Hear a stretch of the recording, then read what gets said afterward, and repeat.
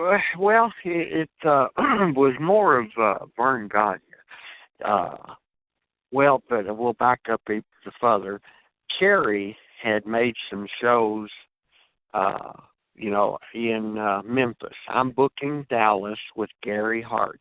Gary Hart's the booker. I guess I would be what you would call an assistant booker. And Kerry was making some shows in Memphis because he could get a good payday. And Fritz uh, had then Fritz made a deal with Ken Mantell. In just my words, because Ken was a good guy, and Johnny, his brother, is my friend. But to me, Ken made the stupidest deal that I've ever heard of in my life. Ken had Wild West Wrestling going in Dallas. It was opposition to World Class, TV, everything. But Ken, and I know this from the inside, Fritz and me talked, and Ken Class from Fritz, they made the deal, and Ken bought 50% of the profit and assumed 100% of the loss. Okay? So Ken took over, Fritz moved out, went to the ranch. And that deal, Kerry, the boys, did not like Ken Mantell because he had started opposition against them. Fritz did it because Fritz did the deal because, in my mind, Fritz was burned out. He'd lost some boys. He was burned out. So he had somebody that was going to pay all of his losses against half of the profit. So Fritz jumped at the deal. Okay, now Kerry is making shows in Memphis, and Jerry Jarrett is a great businessman. Jerry and I have had our differences, but we've had our pluses also.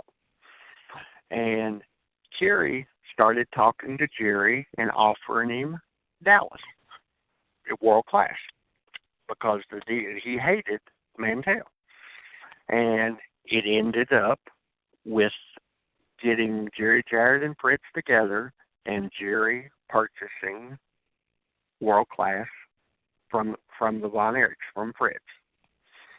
On the AWA, back then, now, Memphis and Dallas is almost the only place left to work, and the AWA. So Jerry Jarrett and Vern had gotten together. They had always tried to get the NWA title put on Lawler, and the other promoters on the board just wouldn't go for it.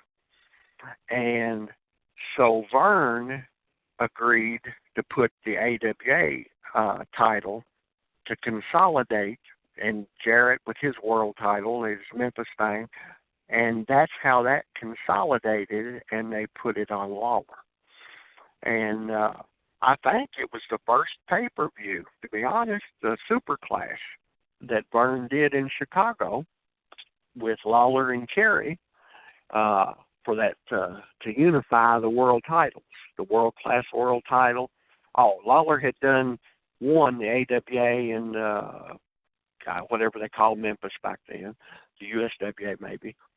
And so to unify the World Class world heavyweight title in Chicago that night, Kerry put Lawler over. And Vern Gagne is deceased and gone, but not only me, but I'm one of the few that still has not received a check from that pay-per-view. We all just worked for the fun of working, I guess, that night. But, not good. Yeah, and I know Lawler never got paid.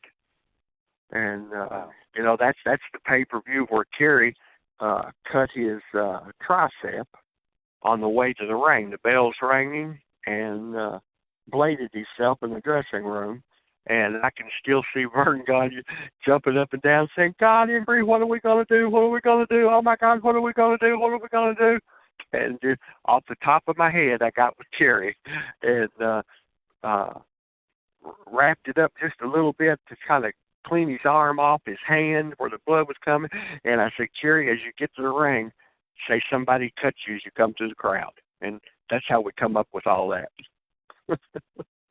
But Cherry actually bladed himself by accident as he was putting his robe on.